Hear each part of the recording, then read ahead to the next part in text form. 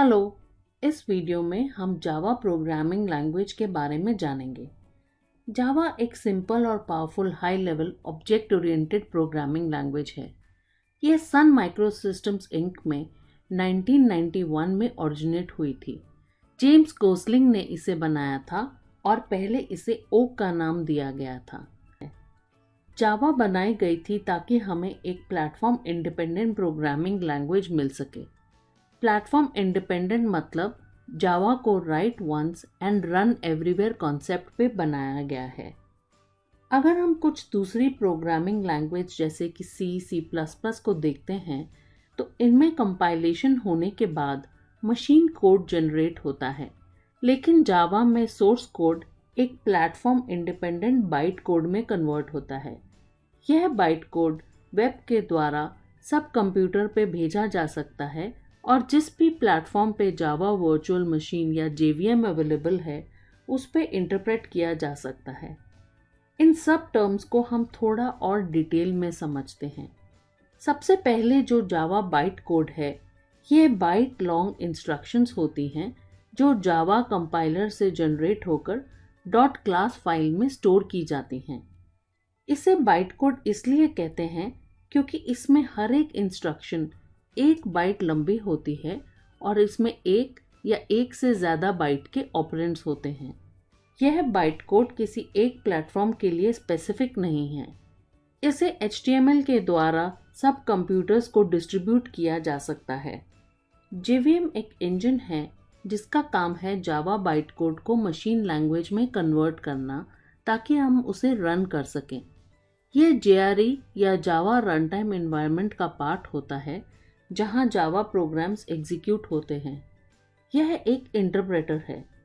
Byte code को किसी भी मशीन या प्लेटफॉर्म पे रन करने से पहले उस पे JVM या JRE का होना ज़रूरी है। JVM का काम है बाइट कोड की इंस्ट्रक्शंस को एक एक करके इंटरप्रेट करना एग्जीक्यूट करने के लिए, या इस बाइट कोड को हम जस्ट इन टाइम कंपाइलर के द्वारा फर्दर कंपाइल करके एग्जीक्यूटेबल फाइल भी बना सकते हैं मशीन लैंग्वेज में। नोट करें कि जावा प्रोग्राम्स को दोनों कंपाइलर और इंटरप्रेटर की ज़रूरत होती है। पहले कंपाइलर बाइट कोड जनरेट करता है और फिर इंटरप्रेटर उसे मशीन कोड में कन्वर्ट करता है।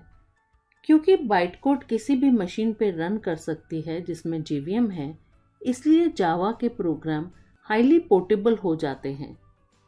जावा प्रोग्राम लिखने के लिए हम JDK या जावा डेवलपमेंट किट का इस्तेमाल करते हैं। JDK एक कंप्लीट डेवलपमेंट पैकेज है जिसमें जावा वर्चुअल मशीन यानी कि JVM होता है और कुछ और रिसोर्सेस जैसे कि एक इंटरप्रेटर लोडर, एक जावा कंपाइलर, एक जार आर्काइवर, एक डॉक्यूमेंट जनरेटर जैसे कि जावा डॉक और भी बहुत कुछ। इन सब का इस्तेमाल होता है एक जावा एप्लीकेशन की डेवलपमेंट करने के लिए। कोड लिखना शुरू करने के लिए आप JDK का लेटेस्ट वर्जन ओरेकल साइट से इंस्टॉल कर सकते हैं। सबसे पहले अपना प्लेटफॉर्म चूज़ करें और फिर इंस्टॉलर डाउनलोड करें। डिफ़ॉल्ट ऑप्शन को सिलेक्ट करें। इससे सारे कंपोनेंट्स अपने आप आपके लिए इंस्टॉल हो जाएंगे। काफ़ी प्रोग्रामर्स IDE या इंटीग्रेटेड डेवलपमेंट एनवायरनमेंट के लिए भी ऑप्ट करते हैं जिससे प्रोडक्टिविटी इम्प्रूव होती है। IDE प्रोवाइड करता है एक रिच ग्राफिकल यूज़र इंटरफेस या GUI बेस्ड वर्कबेंच जो डेवलपर्स की मदद करता है। इसमें बिल्ट इन एडिटर और इंटरैक्टिव इंटरफेस होता है जिसमें हम ऑब्जेक्ट्स को क्रिएट और टेस्ट कर सकते हैं। इसमें डिबगर, हेल्प आदि भी इंटीग्रेटेड होते हैं। एक्लिप्स, ब्लूजे, नेटबीन्स एक्सेट्रा कुछ पॉपुलर IDE हैं। हम अपने प्रोग्राम्स के लिए ब्लूजे यूज़ करेंगे क्योंकि ये फ्री और सिंपल IDE है जो स्पेसिफिकली एजुकेशनल पर्पसेस के लिए डेवलप किया गया है। इसे 1999 में माइकल कोलिंग और जॉन रोजनबर्ग ने मोनाश यूनिवर्सिटी में डेवलप किया था। अब यूनिवर्सिटी ऑफ केंट में ये सपोर्ट और मेंटेन किया जा रहा है। आप ब्लूजे पे गूगल कर सकते हैं और उसे ब्लूजे के साइट से डाउनलोड कर सकते हैं। अपने प्लेटफॉर्म के अनुसार इसे डाउनलोड करें और डिफ़ॉल्ट सेटिंग का इस्तेमाल करें। जावा प्रोग्राम दो तरह के होते हैं, एप्लीकेशन प्रोग्राम और applets. Application program standalone program होते हैं जो लोकल कंप्यूटर में कुछ टास्क परफॉर्म करने के लिए लिखे जाते हैं, जैसे कुछ इक्वेशन सॉल्व करने के लिए, फाइल्स रीड या राइट करने के लिए आदि। एप्लीकेशन प्रोग्राम्स को एग्जीक्यूट करने के लिए यह दो स्टेप्स हैं। पहले जावा कंपाइलर के द्वारा सोर्स कोड को कंपाइल करें ताकि बाइट कोड जनरेट हो जाए। फिर जावा इंटरप्रेटर यूज़ करके बाइट कोड को एग्जीक्यूट करें। एप्लीकेशन प्रोग्राम के एग्जाम्पल है सर्वलेट्स। सर्वलेट्स वो प्रोग्राम हैं जो डायनेमिक कंटेंट जनरेट करने के लिए वेब सर्वर्स पे रन किए जाते हैं। एप्लेट्स छोटे जावा प्रोग्राम्स होते हैं जो इंटरनेट एप्लीकेशंस के लिए डेवलप किए जाते हैं। ये HTML डॉक्यूमेंट्स में इंक्लूड किए जा सकते हैं। इंटरनेट के द्वारा आप किसी भी कंप्यूटर में एप्लेट को डाउनलोड कर सकते हैं और अपने लोकल कंप्यूटर में एक जावा केपेबल ब्राउज़र में एग्जीक्यूट कर सकते हैं। एप्लेट को एप्लेट व्यूअर से कमांड लाइन पे भी एग्जीक्यूट कर सकते हैं। ये एप्लेट व्यूअर JDK के साथ आता है।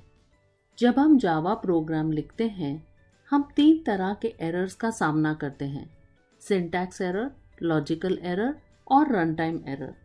जब कोई जावा के सिंटैक्स के रूल को वायलेट करता है तो उसे सिंटैक्स एरर कहते हैं। यह कंपाइलिंग के टाइम पर पकड़े जाते हैं। उदाहरण के लिए, अगर आपने प्रोग्राम स्टेटमेंट के अंत में सेमीकोलन ना डाला हो। फिर आती है लॉजिकल एरर्स। इन्हें डिज़ाइन एरर्स या वो बग्स कहते हैं जो कंपाइलेशन में छूट जाते हैं। ये एरर्स तब होती हैं जब आपके प्रोग्राम का लॉजिक इनकरेक्ट होता है। तो इसमें आपका प्रोग्राम कंपाइल और रन करता है पर इनकरेक्ट आउटपुट दिखाता है। प्रोग्राम की टेस्टिंग और डीबगिंग से ये एरर्स फिक्स किया जा सकता है। एग्जाम्पल के लिए, अगर आपने प्रोग्राम में पाई की गलत वैल्यू डाली हो, जैसे कि पाई इज इक्वल टू 31.4। फिर आते हैं रन टाइम एरर्स। ये तब अकर होती हैं जब हम कंप्यूटर को वो करने को बोलते हैं जिसे वो इल्लीगल कंसिडर करता है। ऐसे केस में जावा एक्सेप्शन थ्रो करता है और प्रोग्राम बीच में ही रुक जाता है। उदाहरण के लिए, अगर हमने प्रोग्राम में कोई नंबर 0 से डिवाइड किया हो, इसमें जावा इंटरप्रेटर को नहीं पता क्या करना है, इसलिए वह प्रोग्राम को बीच में रोक देता है। तो यह थी जावा की एक क्विक इंट्रोडक्शन। हमारे अगले वीडियो में हम जावा के ऑब्जेक्ट ओरिएंटेड कॉन्सेप्ट्स के बारे में बात करेंगे। अगर आपको हमारा वीडियो पसंद आया तो इसे ज़रूर लाइक करें और हमारे चैनल को भी सब्सक्राइब करें। Thank you and good bye.